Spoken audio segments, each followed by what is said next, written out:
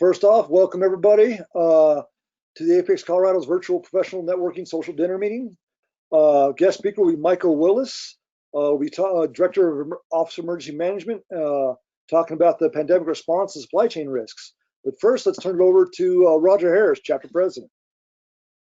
Thank you all. Thank you for attending. Appreciate it. It's kind of fun when we do the happy hour, I think, even if it's virtual. And we're going to continue to do that. We're also going to continue these meetings virtual out into 2021. We're not sure exactly when we'll go back in person. We will eventually. We all have hope, and we all know that things are going to get better, and we all know that we'll be back shaking hands and seeing each other soon.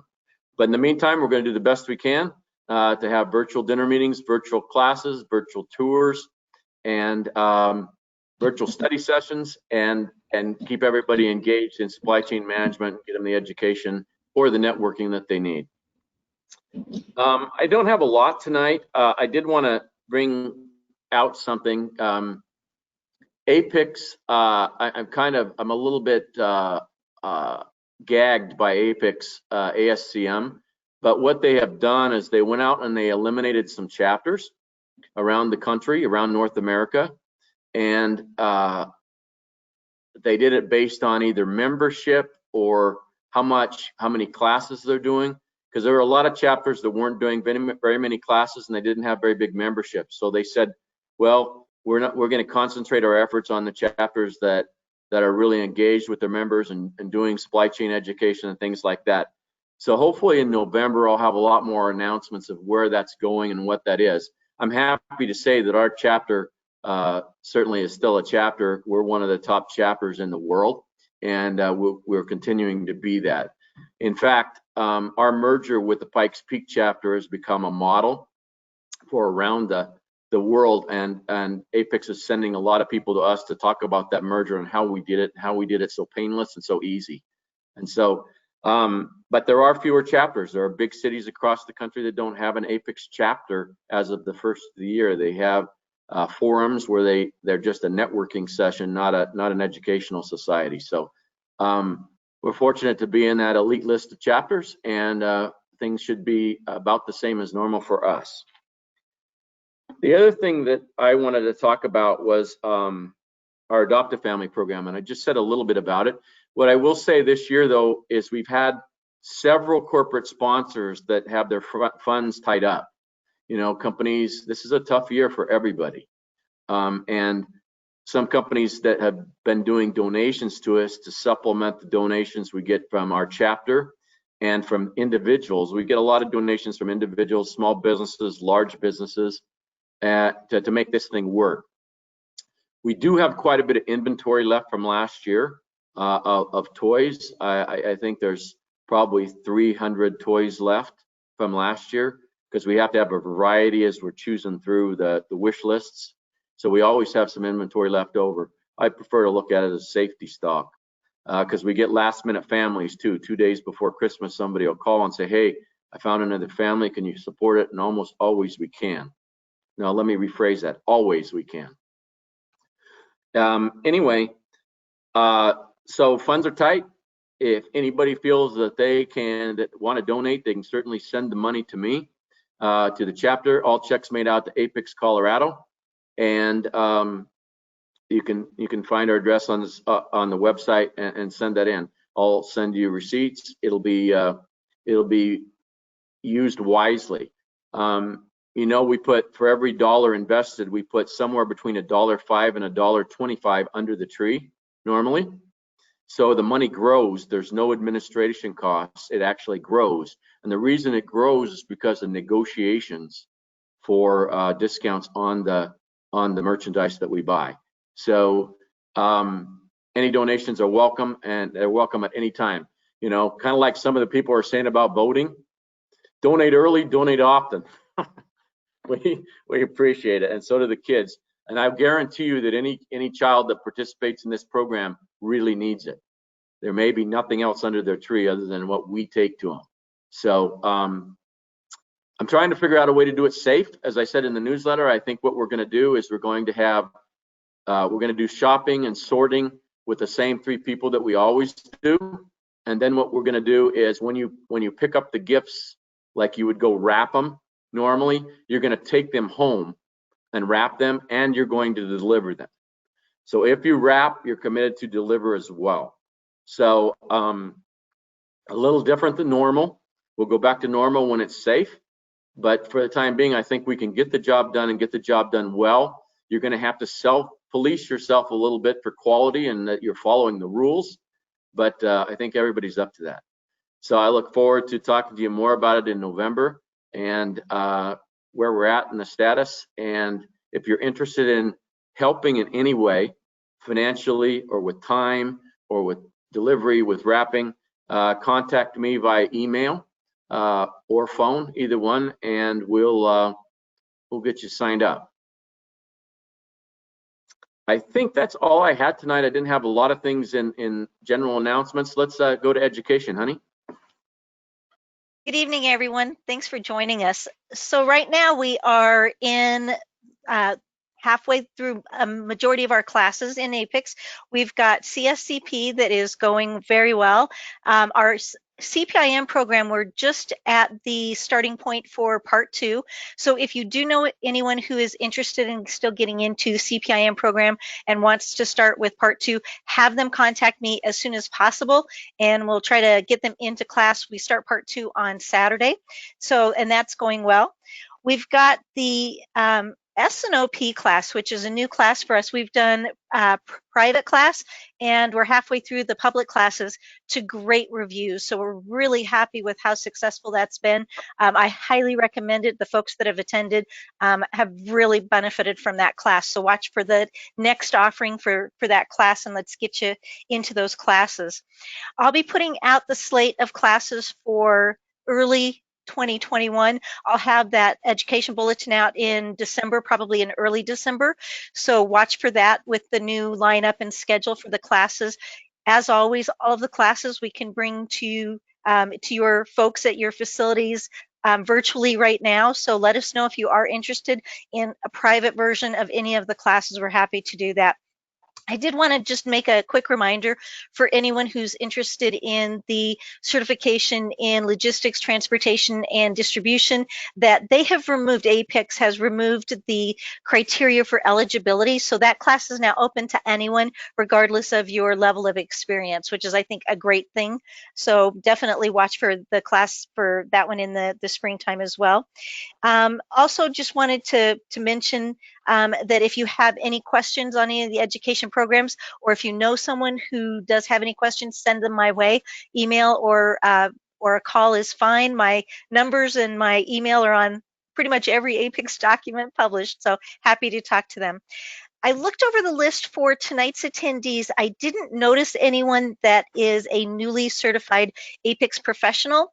So I'm just going to open it up for just a moment. If you have just received your Apics certification in one of the programs, please open your mic and let me know. All right, I'm not seeing anything, so I didn't see anyone that I recognize as a new professional. So just keep in mind as folks are getting certified, and Ryan, this is a note to you.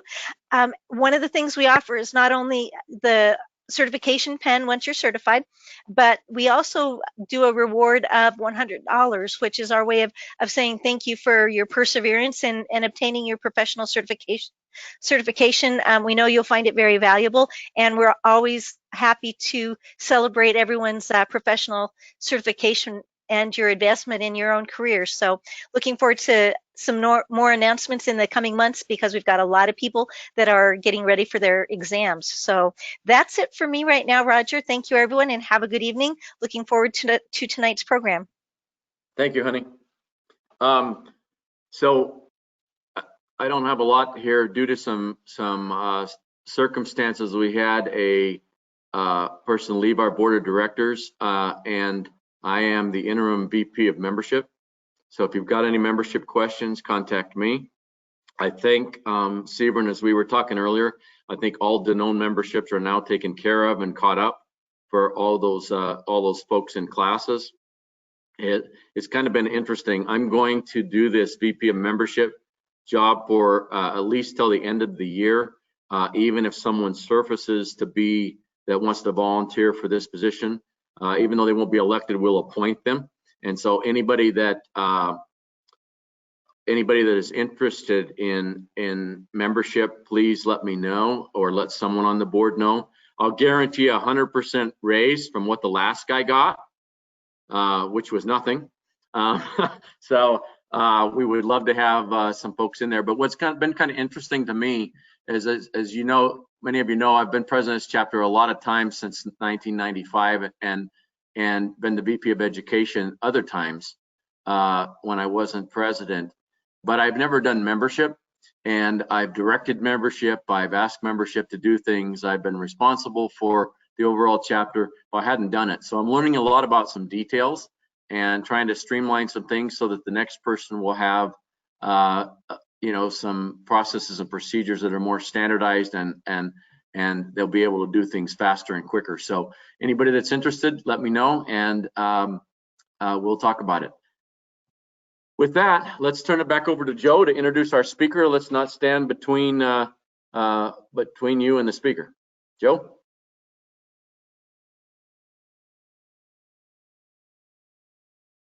Thank you very much, Roger. It's been my honor to have Michael Willis Director Willis to accept to speak to our group. I've known him for more than a decade as a leader in the Colorado National Guard. He's been my boss a couple times. I wish I could really commiserate with him over some of the times. He's very fun to remind him of the times where he got upset with me. But he's been a great leader and a great mentor in my career. As he retired out as a general in the National Guard, he was hired on with the Office of Emergency Management and is running the State Emergency Management Office. And I guess got to tell you, you really wouldn't want to you couldn't ask for a better person to handle a large crisis like we have with COVID. He is capable of great things and has done great things in his career, and handled such a chaotic environment with as much poise as we could have, and did as good as we could be gotten for Colorado. So I'd like you all to welcome Director Willis as the guest speaker for tonight. Sir, you should now have control to share your screen. All right. Well, thanks, Joe, and thanks, Roger, for having me. That was a very, very generous introduction, Joe, and I promise all of you that opinions vary widely on Joe's take on some of my performances. It has been. I was supposed to quietly retire. I can't remember why I said I would do this job, and now, as we're about 9 months into a worldwide pandemic, it does seem that maybe I should have thought about it a little more carefully. All right, we're going to see if I'm smart enough to share the screen that I want to share. And let's see, that should give us something.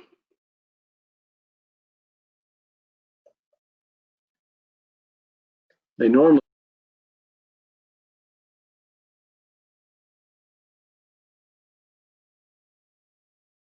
Sir, if you hit presenter mode, we should be able to have full screen like you would expect.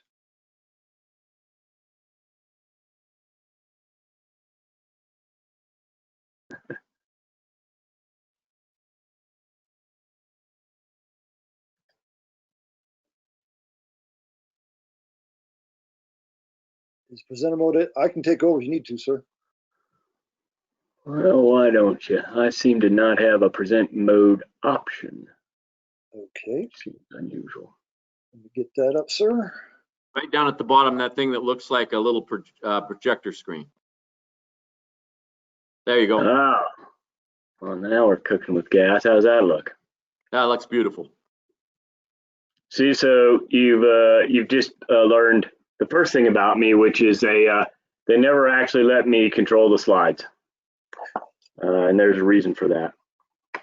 Before I get started, a couple of things that I just wanted to say. One, it's always an absolute pleasure to get to participate with a professional association of any type. I think that that's one of the things that really sets a person aside in whatever their career field is or whatever profession they choose, is when they also choose to be an active member of their professional association. And so I always think it's a tremendous privilege to have the opportunity to speak to a professional organization. I also was pretty excited about this professional organization because it is a little different. As I was kind of researching and looking around at what you're doing, and I had some chances to talk with Joe about it. I really love the emphasis that you put on education and training for your membership. That's a really big deal, and I didn't want to miss the opportunity to say that that's a really big deal, that's important. I'm a member of the National Emergency Management Association, and it's similar to this association in that it offers training and certifications and a path for people in my profession to become certified emergency managers. So I wanted to just kind of take a real quick minute and say what an honor it is to be asked to speak to a group of professionals that really take it beyond just showing up and really are models for your career field. So I'll start with that. Roger, I did note that you got here, it looks like a little over 325 members. So that's pretty awesome. So while you may not be too excited about doing membership, something's working, because that's a lot of members. So that's pretty exciting too. Thank you. Joe asked me to speak tonight. He said, well, I could pick any topic. And I said, okay, well, I mean, I know a couple of things about a couple of things, but I don't know very much about anything. So I said, tell me a little bit about the group. And said, well, you know, it's these professional supply chain managers. And I said, oh boy, well, I'm way out of my league, because I can't speak professionally about supply chain management, because in fact, I'm a consumer. And so prior to March, I honestly kind of took the supply chain a little bit for granted. Joe knows I commanded a brigade support battalion, and I kind of understood some point-to-point supply chain management, and I knew that stuff had to get to me, and then I had to get it to the consumers. But for most of my career, I've been the consumer. And through this pandemic, I have also been the consumer. So I thought, well, I'll just share with you my experience, which remains an ongoing experience as a consumer, and my sense of the supply chain, kind of what happened to it.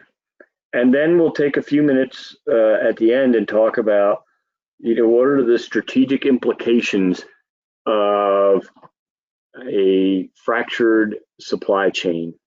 And we'll talk most specifically about the personal protective equipment supply chain, because that's the experience we just went through.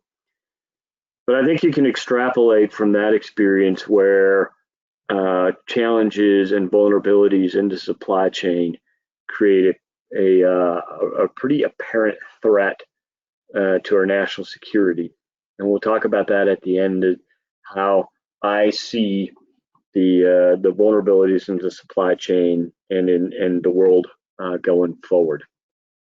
But let's start with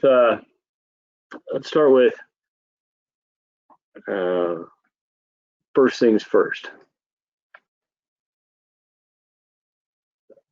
Back in the last week of February, I was happily concluding our National Emergency Management Association conference at the Embassy Suites in Loveland, Colorado. The FEMA administrator and I were backslapping and high-fiving and you know, really close to each other. Had no idea within a within about 10 days of that, we would enter a world of social distancing, 6 feet apart, and masks.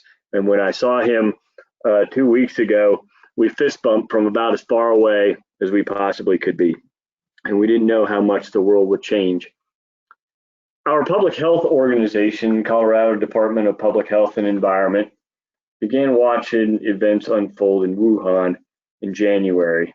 And as is typical of public health officials, they were really worried. But the rest of us kind of said, well, that's kind of what public health officials do, right? They worry about stuff. And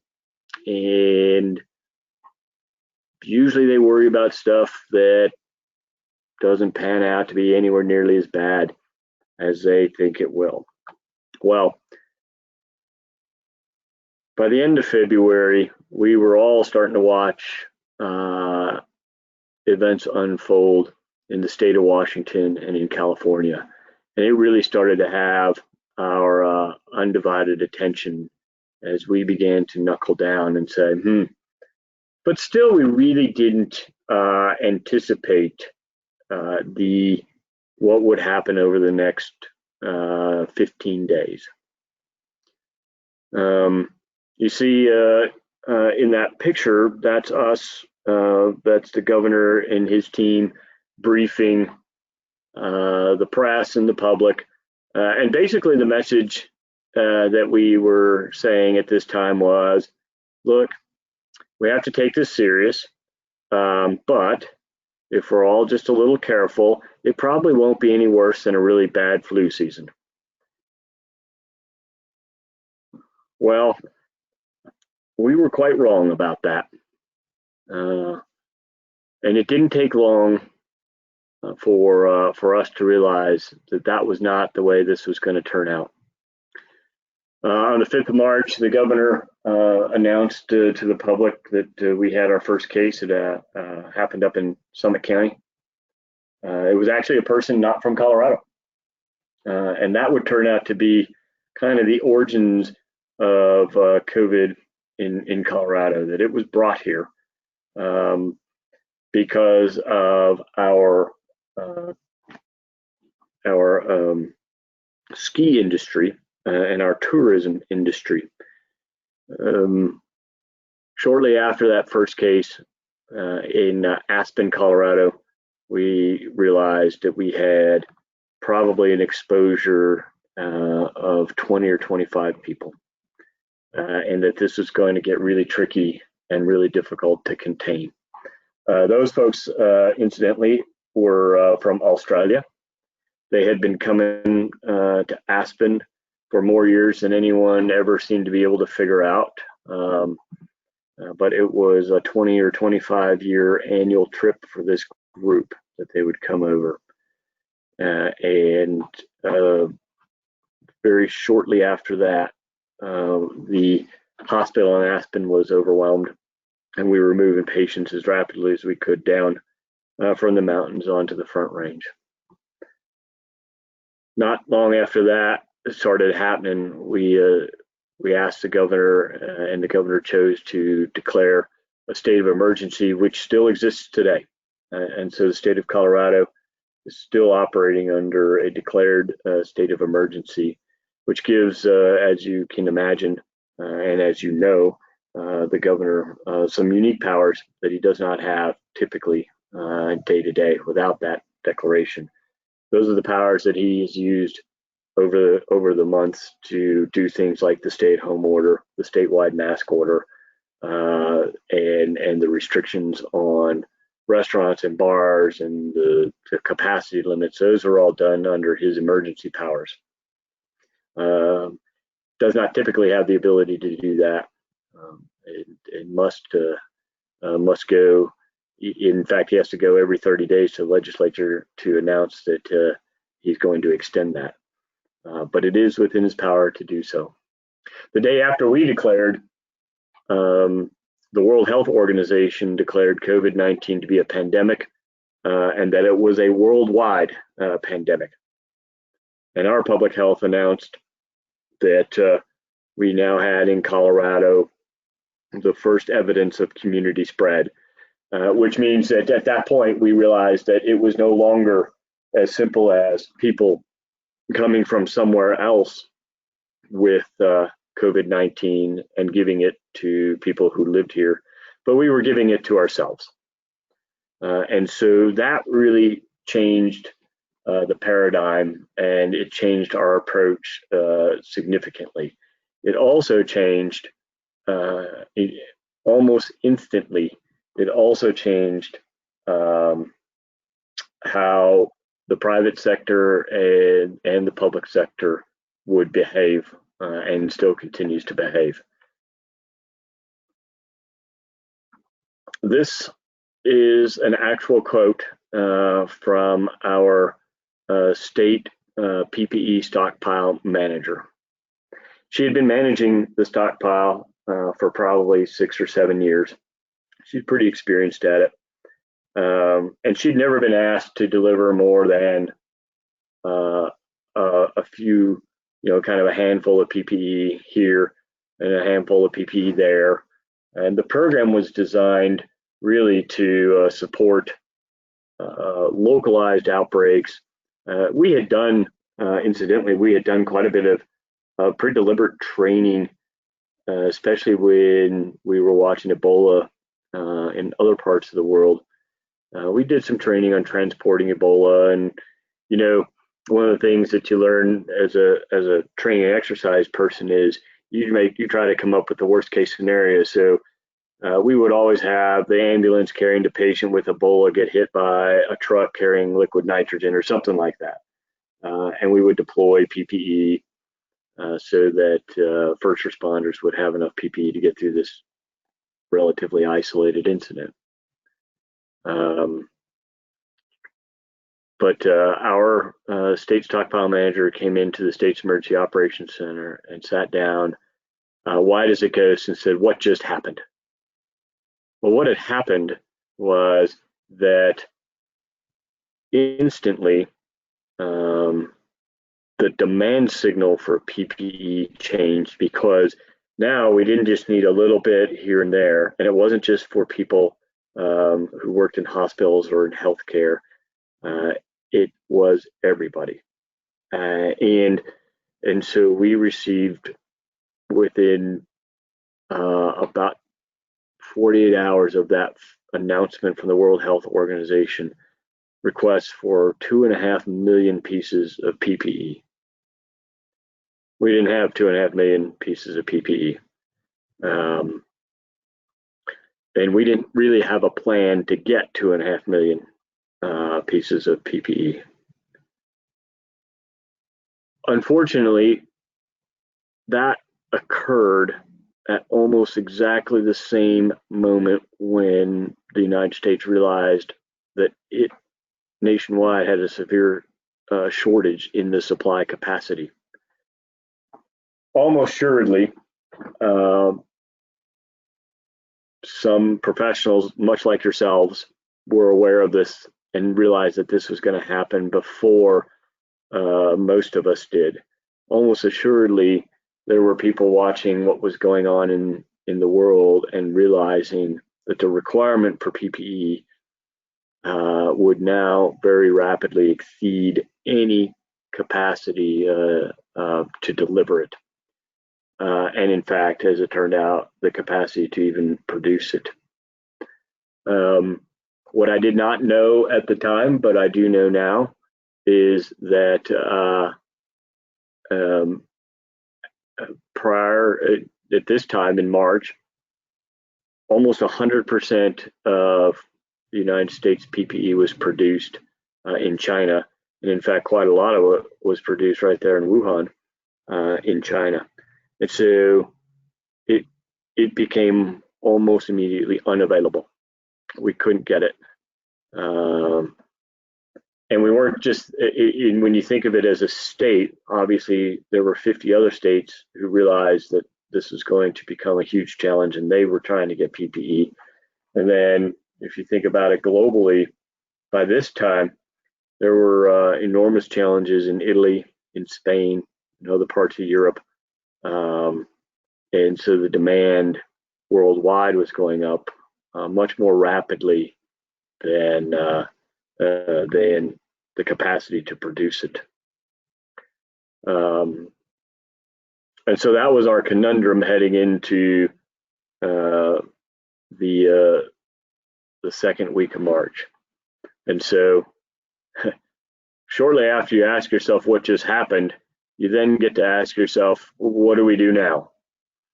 The state stockpile was fully distributed in less than 72 hours with no real plan and no real ability to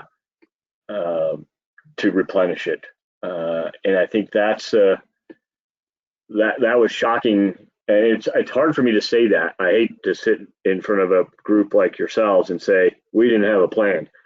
We had not anticipated that the state stockpile would just be completely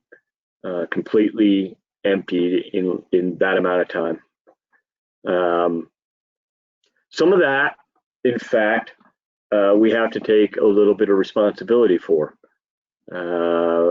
Because the stockpile was really designed more for a localized outbreak, it had become underfunded and a little bit neglected.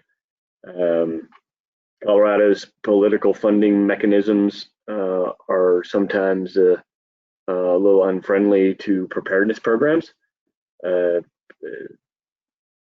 There are mechanisms in our Constitution that makes it hard for us to save for a rainy day or prepare for a rainy day, and so the stockpile had sort of become a little bit neglected. But nonetheless, it did exist, but it just wasn't designed for this kind of thing. Depending on how familiar you are with the H1N1 outbreak, that was really an exercise in vaccine distribution, because it didn't have the same contagion vectors that COVID does, and so it didn't put significant strain on the PPE stockpile, neither ours in the state of Colorado nor the federal one. And so this kind of went a little bit neglected. But by the third day when it was gone, we realized that this is going to be a huge challenge. The first thing we did is we put in our request to the federal government to deploy the Strategic National Stockpile. It was a pretty easy ask. They were already ready to do it. Events in California, New York, and Washington State had really begun to accelerate. So the federal government was already cranking up its Strategic National Stockpile machine.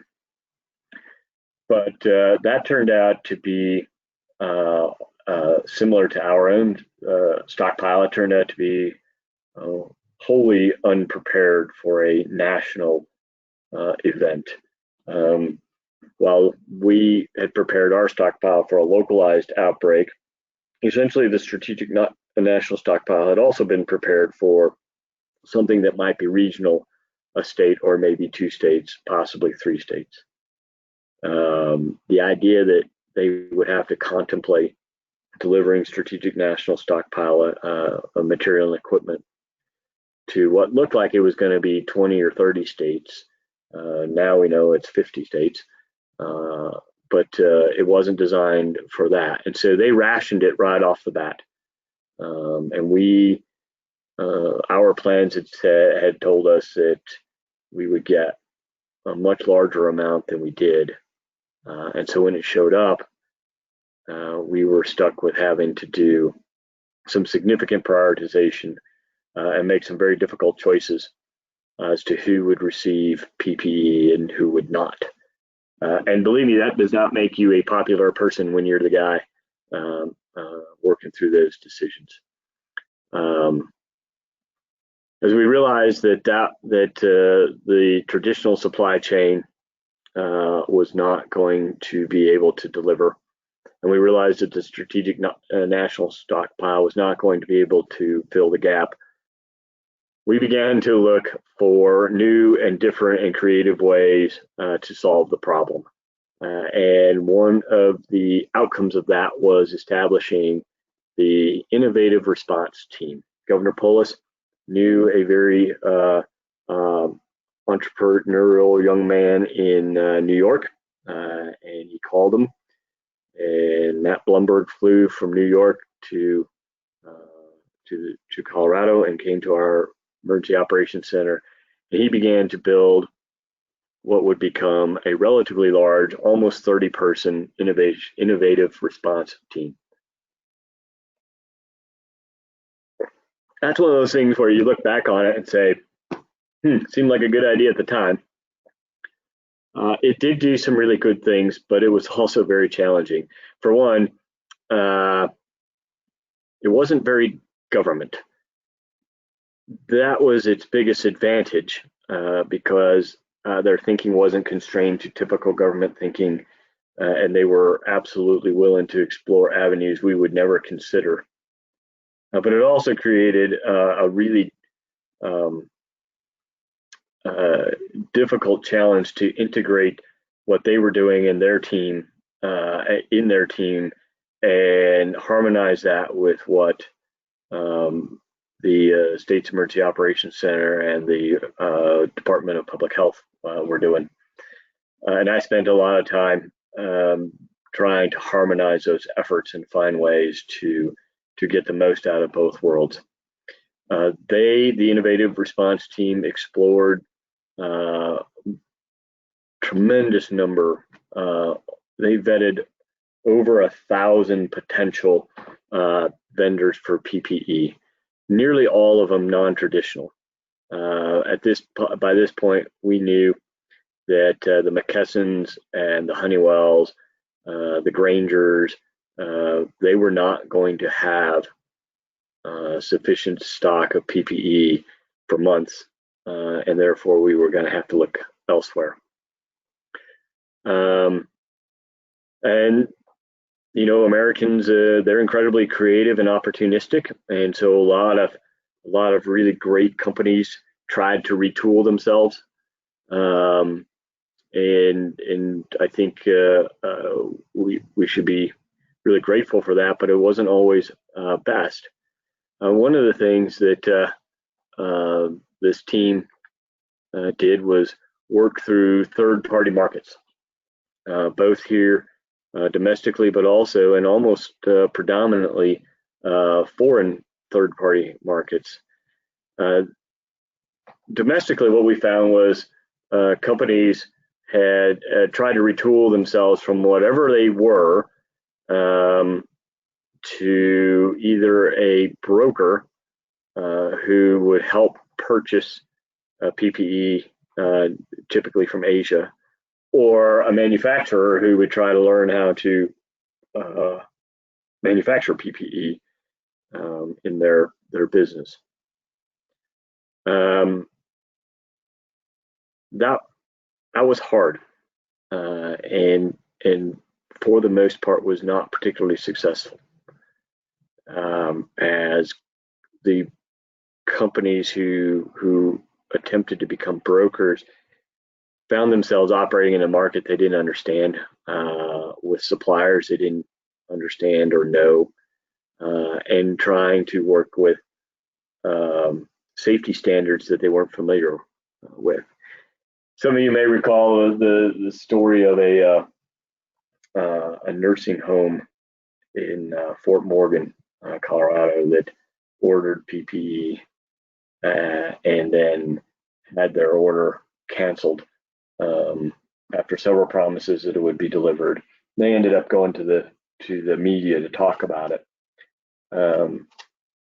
Behind the scenes, what had happened is a t-shirt screening company, you know, the companies that put your cool logo on a t-shirt, had decided that they would try to become a PPE broker, and they were going to purchase PPE from a supplier in Asia and then sell it to customers here in the United States. All well intended. They certainly meant well, and their hearts were probably in the right place, but they were way out of their league. And so the end result was both the nursing home ended up frustrated and without PPE, and the company, the t-shirt screening company, ended up in a bit of a bind, having taken some money for a product they now couldn't deliver, and it was really messy. And that happened all over as companies tried to fill the gap that was left behind. So that was really, really challenging. And vetting this team, this innovative response team, would spent enormous amount of time trying to vet what suppliers or what brokers could in fact deliver, and which ones could not. In some cases, it wasn't too bad, depending on what we were looking for. The face shields turned out to be pretty easy for companies to retool and make and sell. And before long, we had more face shields than we had asked for. But the real sticking point was and remains the N95 masks. Those have to meet a specific standard. They have to be made out of specific material, and they have to be made in a specific way. And that turned out not to be easy to do. And I think a lot of people who, for all the right reasons, tried to retool themselves and enter that market found themselves completely unable to succeed and to deliver. And it created a lot of false expectations and false hope. And then it created some jadedness. And I might have fallen into that trap myself, where I was getting 10 or 12 emails a day from someone promising me PPE. I still get probably 5 or 6 a day, and I still just delete them without reading them, because you just reach a point where you're like, well, this is not going to work that way. The foreign market was even more interesting, or scary, depending on your perspective. We did find potential suppliers in South Korea and in Taiwan, and some potential ones in Vietnam.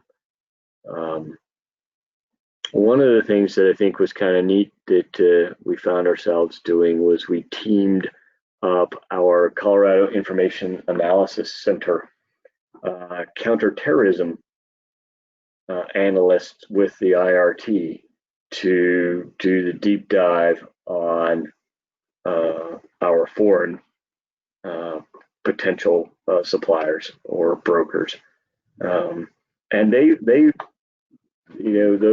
those analysts did in fact ferret out a number of criminal elements. We certainly did find and discover purported suppliers who were absolutely transnational criminal organizations. In fact, we did almost make a $10 million purchase for what would have turned out to be nothing. But it had passed all of the vetting steps until a young analyst turned up something that made him question a few things. And once he questioned a few things, and they put a team of analysts on it, they were able to peel the onion back enough that we stopped the order, and probably missed a $10 million mistake by only an hour, or we would have made the purchase and been very disappointed. You may have read in the media that in fact other states did have that happen to them. We're very fortunate. I think that was one of the things that we did right. And our innovative response team was a little frustrated with that step, because they felt like it was a step that would slow them down, which in fact is true. That's exactly what it did. Slowed them down long enough for us to uncover on several cases what would have been a pretty unfortunate mistake dealing with a criminal element. We did, however, sometimes get what we didn't order. We had an order go in for N95 masks. It turned out when they got to Colorado to be the little dust masks. So that was, and they had, sometimes you have to just look back and kind of laugh. These masks finally showed up. They weren't what we asked for, and they had a little Hello Kitty logo on them. So those became the Hello Kitty masks.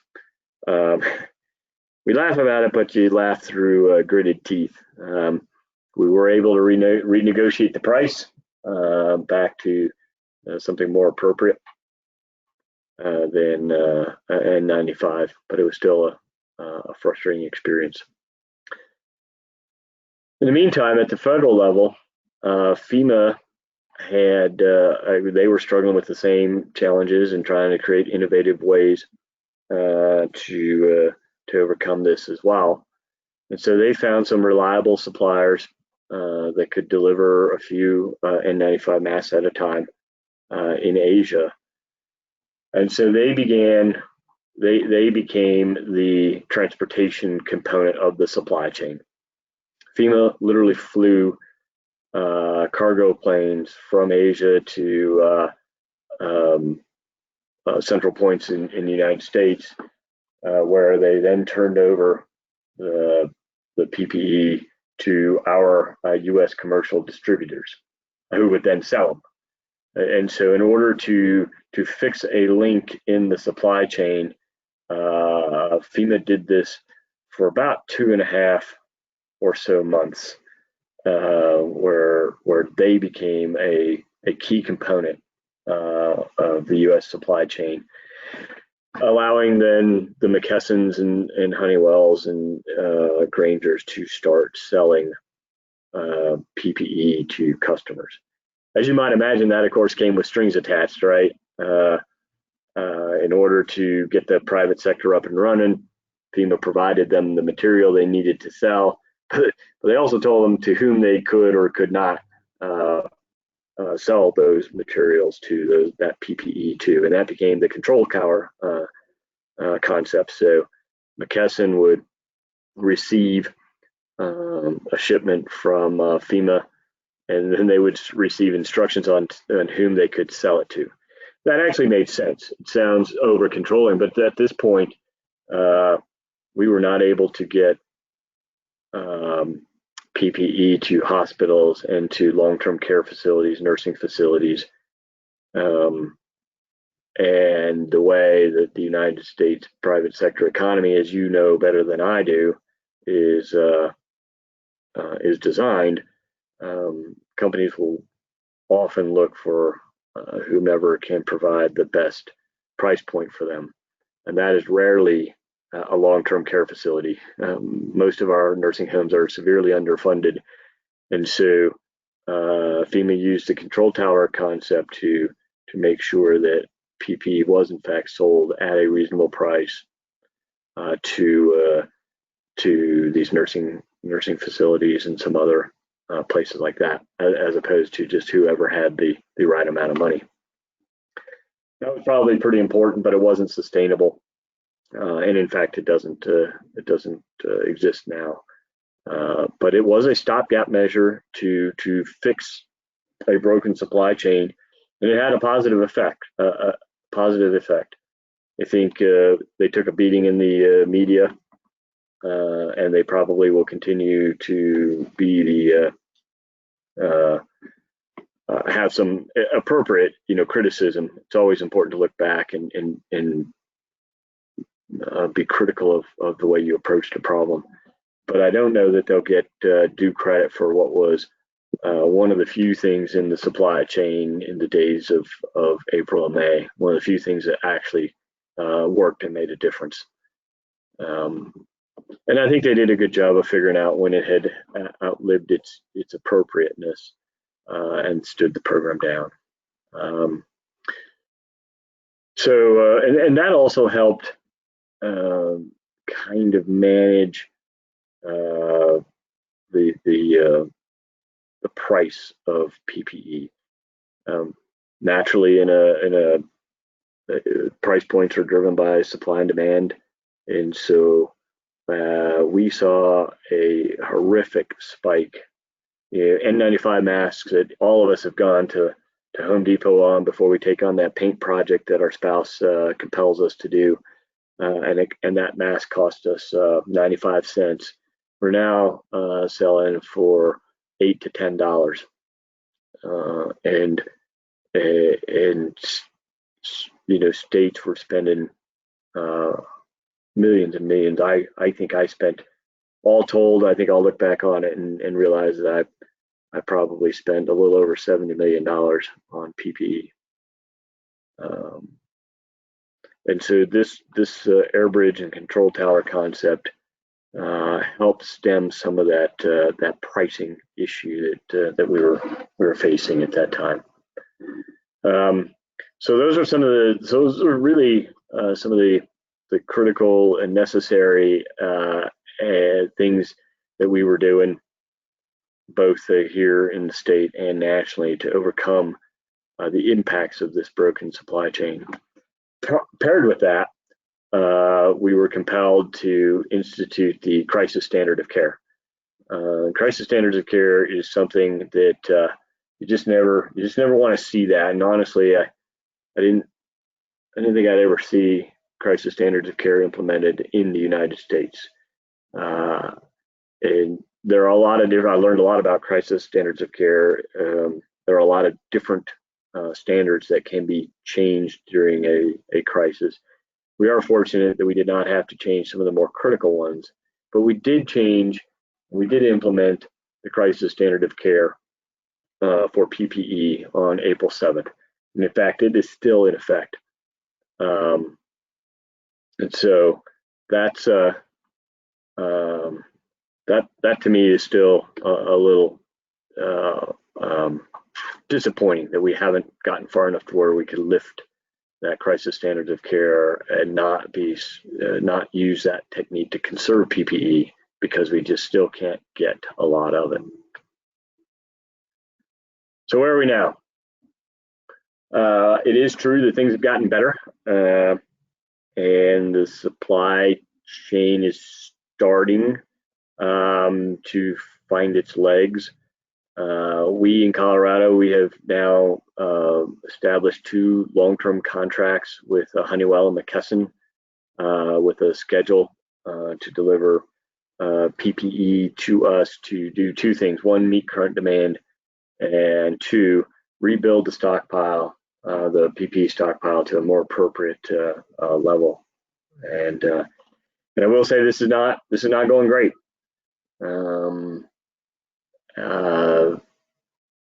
I did not receive my full shipment from either Honeywell or McKesson in September. Hopefully they can catch up a little bit in October, but they, I meet with them once a week, and I think at this point I don't think they will. I think I'll go through October and probably end up short again. So it's still a very constrained and difficult environment particularly for the N95 masks. And I go back and forth with our Attorney General, who wants to sue them for a breach of contract, to which I just remind them that there's no point to that. We could sue and win and still not have PPE, so how does that help?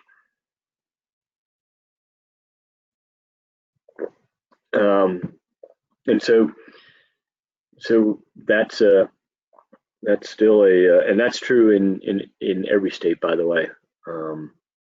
As I'm a member of the board of directors for the National Emergency Management Association, this is a nationwide problem. We still cannot produce enough PPE to meet the need, to meet the demand.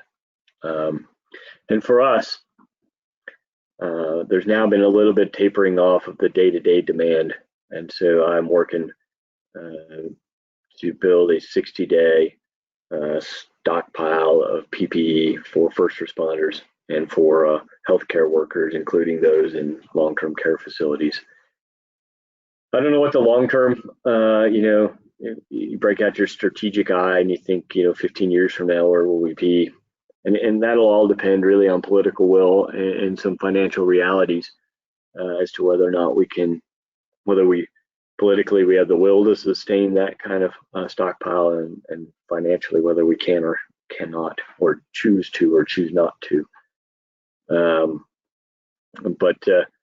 In this picture, you see the group of people that sit in the Emergency Operations Center and work this problem every single day, and they brief me every day on the amount of PPE that we have available, and what the demand signal against that is, and what our progress towards our stockpile goals are, so that we can manage what we do have in the best possible way. And so that's what's going on in this picture. They're getting ready to give me the lowdown on that. So that's where we are, and I think we still got a long way to go, a long row to hoe, if you will. So what does that all mean? I said I'd kind of tie this into sort of some strategic thinking and national security thinking. And Joe Grid can attest to this. I have a tendency to ask questions I cannot answer. I don't know the answer to any of these questions, but I think they're worth thinking about, and I think they have to be thought about at a lot of different levels. First question is, can we adapt? Can we adapt what we do? Can we adapt our supply chain to avoid a repeat? Supply chain resilience gets a lot of play in the media. I get to read about it a lot. I was reading about it before COVID, so I know that professionals like yourselves were thinking about it because you were writing about it, and there were some clear warning signs that this could happen. So now it has. Now it has happened. Is this what? There's a difference between a lesson experienced and a lesson learned. So I don't know if we'll adapt our supply chains to avoid a repeat. It's harder. It's extremely complex, as you know. It's not just production, it's raw materials. Where do the raw materials come from? And if you get it, can you produce it? You may or may not know, I think probably many of you do know, that the president enacted the Defense Production Act. We don't do that very often. And I think we have to relook that particular act. The Defense Production Act was built around, designed for a very different U.S. economy than the one we have now, because the supply chain, principally the supply chain, has changed so much since the act has written that it was in essence wholly ineffective. It actually made no difference that he enacted that Defense Production Act. It's possible that if he leaves it in place, that over the long haul, it could make a difference, as it potentially incentivizes U.S. companies to get into production, for an extended period of time. But we still have the raw material challenge that we didn't have when the act was written. And so how do we adapt a supply chain to account for that in a globally hyperlinked economy? I think that's very challenging. What can we apply? What lessons can we apply from what we saw with PPE to other supply chains? Which other ones are vulnerable? The tech industry could speak for days and months and years, and there's a lot of information out on the vulnerability in the tech industry, and I think that's real. I spent enough time doing cybersecurity, cyber defense, and space and missile defense to know that that's absolutely the case. But where else, and what else? And it might be stuff we don't think of every day. And one I think we have to look at pretty carefully is our food security. We grow a lot of food. In fact, we grow more food in the United States than anywhere else. But on the other hand, what is vulnerable? I can tell you one that I know is vulnerable, and that's in our power grid infrastructure. Many of the components that we use in our large power generation or our large transformers are not manufactured anywhere in the United States. So you ask yourself, could we start, should we have a crisis, could we start manufacturing those components to our power infrastructure? And I think if we study that, we're going to find out the answer is no. That even if we wanted to, because of the way the supply chain works, we probably cannot. Now think about that. We might really hate social distancing, but we're really going to hate being in the dark. And so that's a concern. That third question relates to the 4 instruments of national power. Call it the DIME principle, the 4 instruments of national power: diplomacy, information, military, and economy. I think after this experience, after the last 8 months, we really have to, as a nation, contemplate, is our economy a resilient instrument of national power? Is it still a reliable component of those 4 pieces of national power? When I was a much younger war college student, we spent some time really digging into how the United States won the Cold War. And one thing that really struck me as we pulled the thread on that, and while it was easy to see the arms race, it was less easy to see how the United States had used its economic strength against the Soviet Union. And in fact, what we can look back now at the Cold War and see is that the United States simply put the Soviet Union out of business without ever fighting a war. You can set aside the proxy wars that happened, but without ever fighting a war, it conquered the Soviet Union by simply putting it out of business. Can we still do that? Could we put an adversary out of business? And I'm not sure that we are positioned now the way we were in the late 50s, 60s, 70s, and 80s. And not all of those years, as many of you will remember, not all of those years were great economic years. In fact, some of those years were kind of ugly, and we took a whooping in our economy, and yet it was resilient enough to put an adversary out of business. Are we still there? And then the last question is, what did China learn about us? What do they learn about themselves? I think we have to at least recognize that China now understands that they can make a little bit different risk calculus on how they operate in the world. And I think they had a pretty good view of what our vulnerabilities in supply chain could mean. And I think they know we kind of know too. And so that changes their risk calculus as they negotiate trade agreements or navigate new trade opportunities with countries in Africa where they're quite active, or in the Mideast where they're quite active.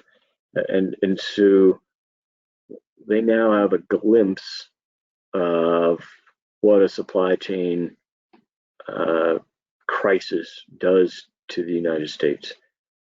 And then time will tell what they learned about themselves. It didn't go perfect in China. They certainly, I think, have some introspection to do.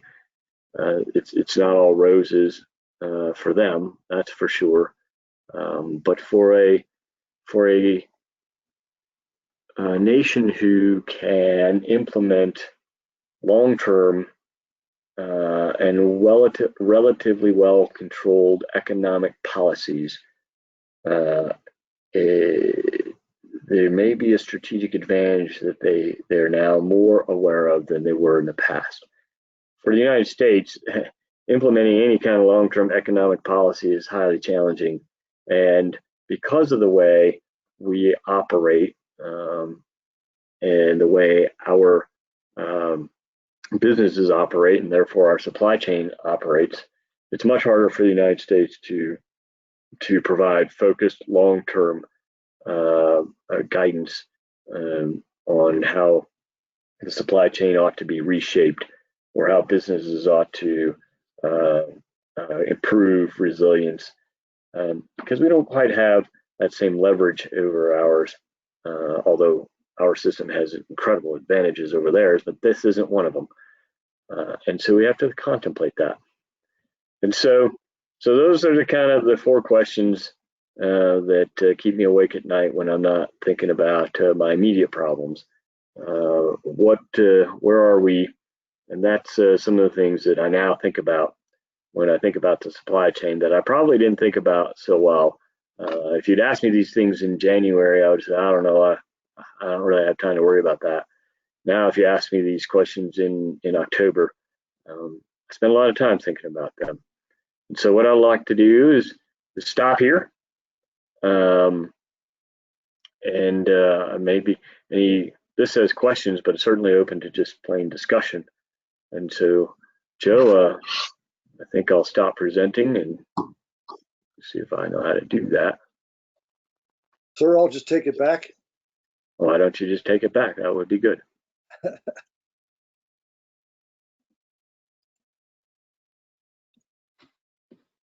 Okay. Folks, if you want to unmute and ask the questions now, now is the time. I'm trying to unmute everybody right now, but it's not responding. But go ahead and unmute yourself. Mike, this is Roger. So in the April timeframe, you obviously didn't get much sleep. How did you deal with it? Yeah, that's true. By April, that was actually kind of a problem for us. I tell you that, Roger, that's a period where I was grateful for my Army background. The Army does teach you that you better figure out how to have a sleep cycle, and you better be pretty darn disciplined about it. And so we took a person who's actually generally on our administrative staff, not generally part of our state's emergency operations center, and we put her in charge of the sleep schedule. And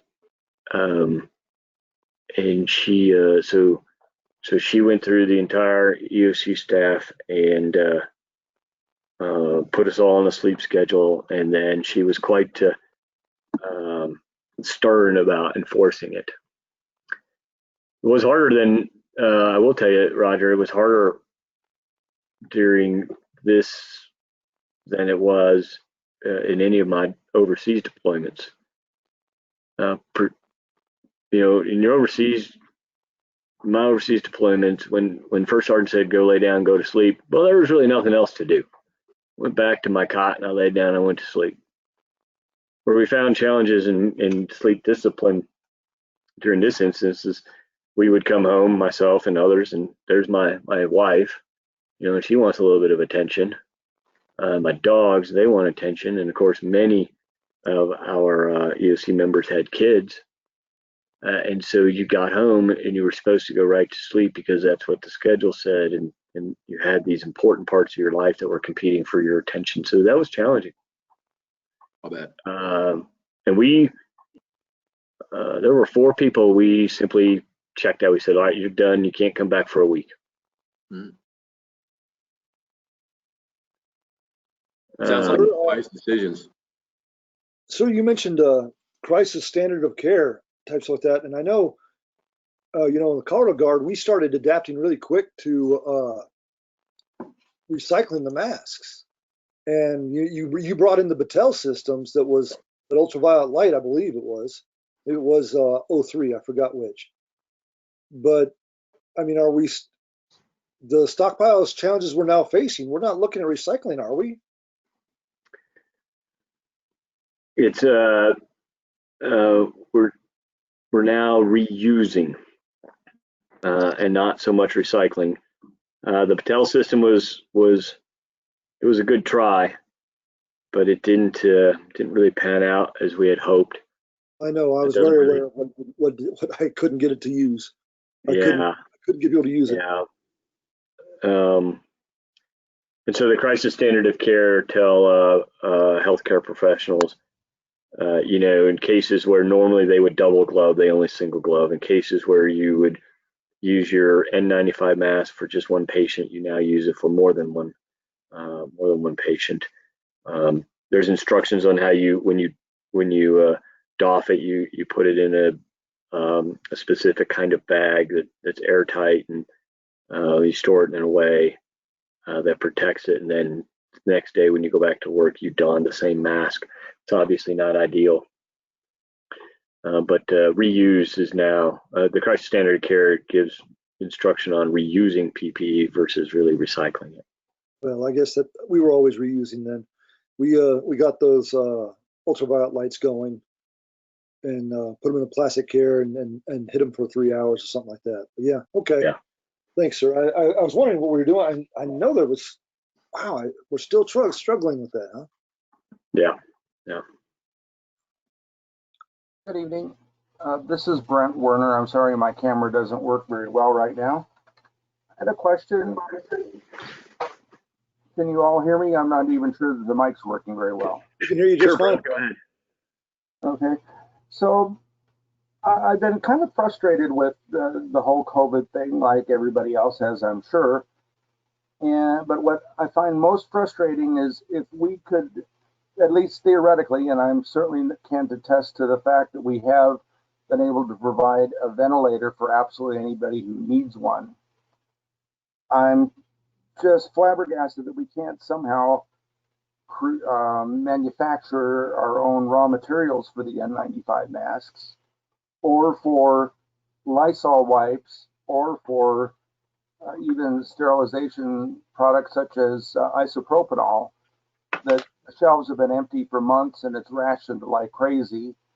And theoretically, we have all the petroleum products we need in this country, whether one likes the political nature of it or not. But somehow we just can't seem to find enough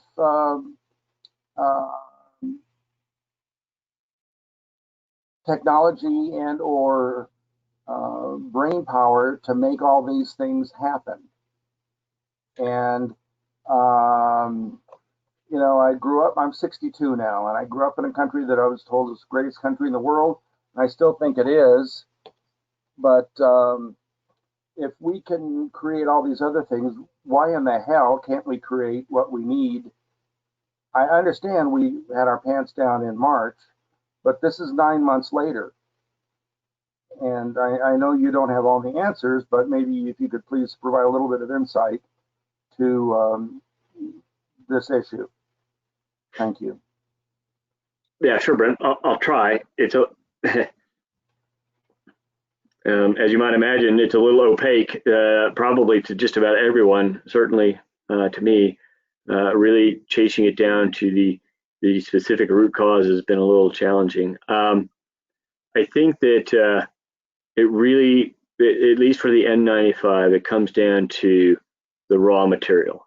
We don't have it, and therefore, even if we can produce the mask, and we can manufacture the mask here, but we can't. It is a raw material problem. I'm more familiar with the N95 than I am about some of the other products that you asked about. I don't know those as well, but I know for the N95, it comes down to a raw material problem. And I worry that that's the same problem that we have, as I mentioned. I have concerns about the supply chain that supports our power grid and our power infrastructure. And I worry that we ought to give an awfully deep dive into where those raw materials come from, so that we at least would know ahead of time if we have that challenge. Do you know anything about what the raw materials that we're unable to obtain are? And are they natural elements, or are they man-made fabrications? Yeah, Brent, I understand that there are some natural elements that are necessary for the material to create the 95% filtration.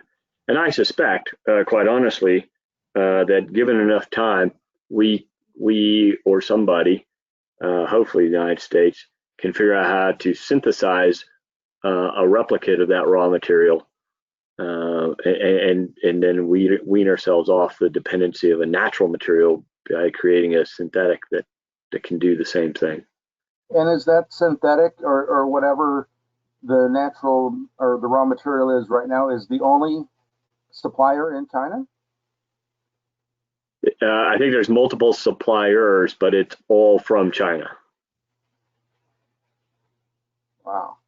If I can throw in with that, Brent, remember talking to Jake Jabs a couple years ago when we had him on a tour talking about textiles, and that our EPA laws have gotten so stringent here that we've lost all our capability to produce the chemicals and dyes that are so hazardous to make fabric that's used in furniture. So nobody's doing it here in the US, and nobody's going to get into that market because of our EPA laws type situation. So even without that natural raw material that General Willis is talking about, we've got barriers to entry into that market that make it uneconomical. And Yeah, I nobody's think you're working absolutely right, long Joe. on that. Thank you, I Joe, think for reminding me of that.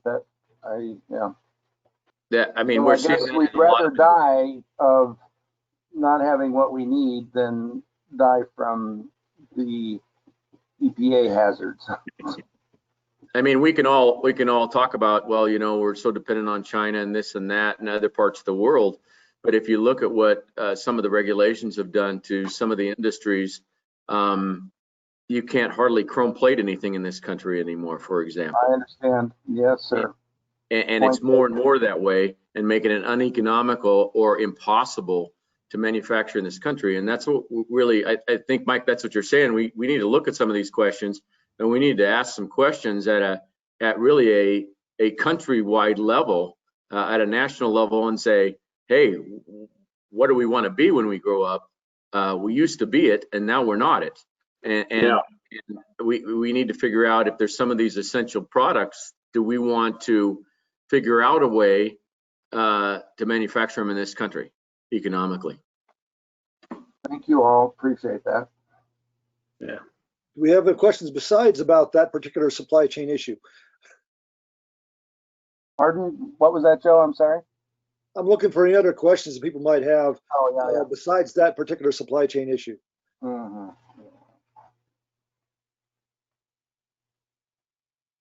Anyone else out there? This is Honey Johnson. I have a question. Hey, honey.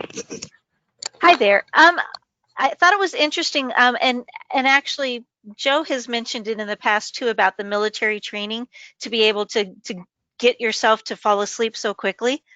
So on your team, did you have to actually assist people in learning that technique for the lady to be able to schedule everyone to their appointed sleep schedules? How difficult was that? Yeah, that was a little of a cultural challenge for sure, honey. Most of the people in the State's Emergency Operation Center hadn't been told they had a bedtime since they were 7. And so we did face some initial resistance, you can't tell me what to do. And I reminded them that I actually could do that. And so, we did face some pressure, some pushback from, a fair number of employees who said, look, you only control me when I'm here at work. You can't tell me what to do when I go home.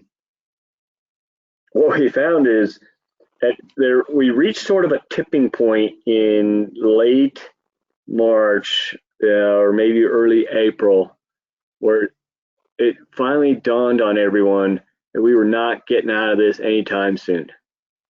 And then once that happened, there became this this more accepting approach to, you need to have a sleep schedule. You need to stick to your sleep schedule. You need to eat healthy food to take care of yourself.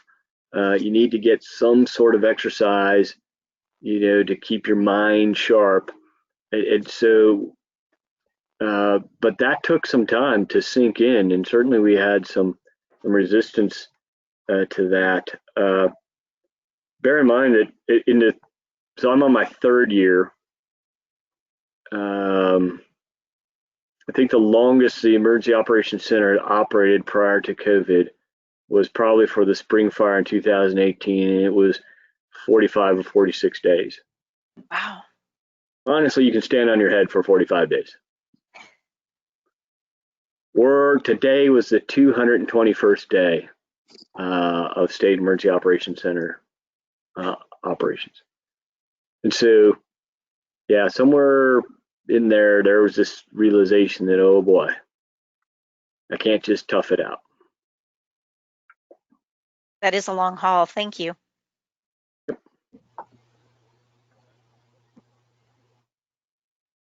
One quick question. This is Ryan.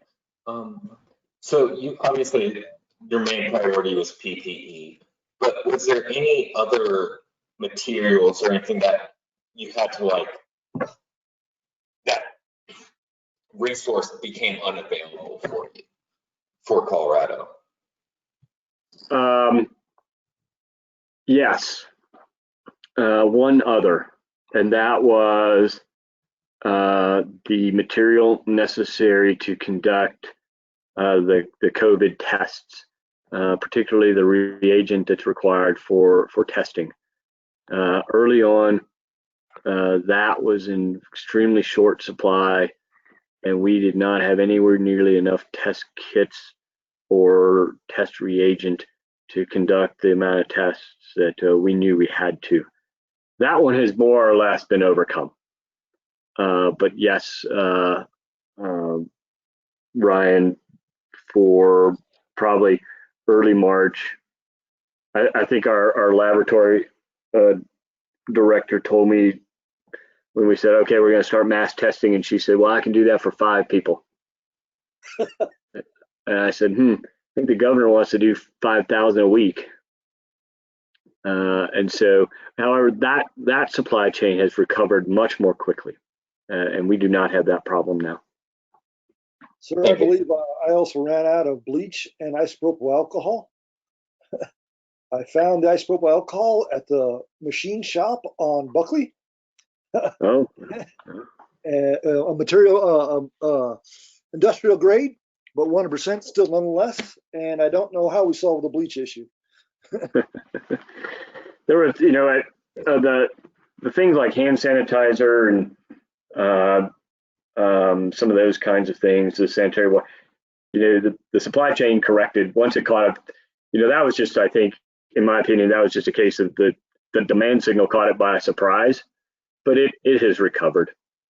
Thank God, because someone kept bringing in hand sanitizer made out of really terrible tequila, and it just made the whole place stink. So I'm really pleased we're past that. This is Jerry McQuay.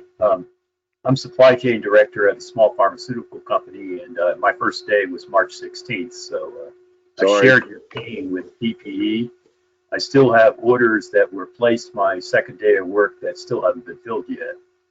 And, but I'd like your insights on how elaborate a little bit more on this innovative response team and how you sort of creatively solved sourcing problems, because we're still fighting them. So yeah, well, I think we're not quite. I'm sorry, what was that last part? We are there, but not quite there. So yeah. Well, one, I would never recommend doing what we did with the innovative response team unless you have a pretty hefty machine to do the vetting of all those sources. But they literally would comb through, in some cases it started with, oh, this guy's got a friend who's got a friend in Seoul who knows somebody, and Tegu, and it's like, oh, okay, all right, we'll make some phone calls. And then, a lot of organizations, companies, maybe their companies, maybe they weren't, would reach out to us. Yeah, Jerry, I don't know that a very large private sector company could do it, but We're small. We're in the startup. We're sort of a little bit bigger than a startup. yeah. This is 30 people that did it all day long, every single day. And then the analysts to make sure that we weren't accidentally dealing with a transnational criminal organization. At this point, Jerry, I think probably the best suggestion I have for you is just keep sticking it out with the Honeywells and McKessons and Grangers and the known. If you can find somebody who's selling no kidding 3M stuff, but you got to vet that to make sure it's really a 3M. I probably should have mentioned this other capability we put together because this is relevant, Jerry. We are contracted with a laboratory at CSU to validate all of these orders. So we take a sampling of every order and we run it through this CSU lab to validate that it is in fact what it says it is. And so you would almost have to have some capacity to do that to make sure you weren't getting something you didn't order, something different than you expect. It was an enormous effort. I think for a company that may not be huge, that would be a bridge too far. Well, you gave me some ideas and some things to think about, so thank you for sharing your thoughts. Yeah, sorry it wasn't better news. Okay, we got time for one more question.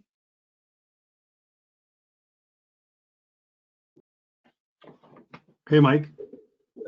Carlos here. Can you hear me? I sure can, Carlos. How are you? Yeah, thank you for your presentation. That was very insightful. So, in my work, there's a lot of talk about digitization and using data for making better business decisions. And I was wondering, with your innovating team, if you can speak a little bit about the challenges with, kind of like the data piece of it, and then kind of like wading through all the signals. Well, I'd start with we got our butts kicked by it. Yeah. That's a great question. We have a lot of data management systems for natural disasters. I can track a fire down to its point of ignition, and we can do imagery for a burn scar to figure out what the watershed impacts are, like nobody's business. But we did not have any tools to track my resource management database. Essentially, we had to rebuild it in Stride, and at one point, I mean, you'd be appalled by us. We were using Excel spreadsheets, and so we finally got most of our data consolidated into just a couple of systems. But Carlos, that is absolutely in the category of lessons experienced, and we know we need to do some investment in large data management. It just got away from us. We really struggled, and so did the folks at public health. It's one thing to track an outbreak in La Junta, Colorado. It is entirely a different thing to track case counts, contact tracing, spread statewide. And so we're just now getting our arms around that. I would say that the data that you see if you go to CDPHE's homepage, it's accurate, and it's been accurate for a long time, but we've been doing it in the hardest possible way. And we're just now starting to get our arms around, which is really good, Carlos, because I think we're just about ready and we just about have the systems in place that we can effectively track the vaccine when that opportunity presents itself. You know, you have to very carefully track who got what vaccine when, so that you don't make mistakes with that. So, yeah, Carlos, I'd love to tell you, man, this is exactly how we did it. It was awesome. It was tough. We just weren't built for that. No, I appreciate it. Thank you very much, Mike. Appreciate it. Okay, folks. I can't thank Director Willis enough for coming to us. We have been doing quite a decent job of providing pandemic type material the whole time. We've been trying to keep our community tight and keep things engaged. Go ahead, Roger. Oh yes, claps, everybody. Thank you to Director Willis.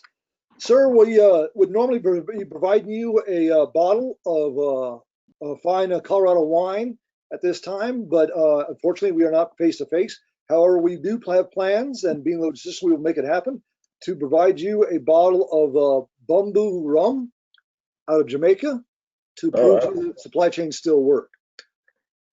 Wow, that's great. I really appreciate that. I hope we can find a time and a place where we can share it. That would be great. So let me switch over to another favorite part of our organization. We love to do a drawing. We have a progressive drawing every year or every month. Yeah. Pull this off. And while Joe's getting that ready, I just want to remind everybody that we have our next PDM meeting on November 12th. It'll be on a Thursday, and the speaker is to be determined at this moment, but once we get it organized, you will all receive email notifications. So we hope you'll be able to join us. Okay, so the progressive drawing is only at $100 right now. Must be a member and must be present to win. Last month, Mike Kinzette was able to win the item. So here we go. Drum roll, please, all at your homes. And James O'Regan. I do not believe I saw James on the list. James, speak up if you're here. He's not here. Not here. All right, so let me take that I back. gotta keep my money. You can keep it in the bank, Gary. That's right. Next month it'll be $200. Okay, Roger, I believe it is on you to close the meeting. I want to thank you, Mike. It was a great presentation. You know, obviously it's very close to all of us, and the crisis that we went through as a state and as a planet, and knowing a little bit more about what you saw trying to manage the PPE, I think is insightful to all of us. So we really thank you for taking the time tonight. I think you'll enjoy the rum. Don't mix it with anything, maybe ice. It is suitable for that. And thank you all for attending. We appreciate you being part of our Apics organization and attending our events. Please see Honey if you've got things that you want to talk about with education. And I look forward to seeing you, or at least seeing you virtually next month at our dinner meeting. Thank you. Good night. You all. Good night. All right. Good night, all. Thank you. Night, Bye. everyone. Thank you. Thanks. night. Good night. Night. Night.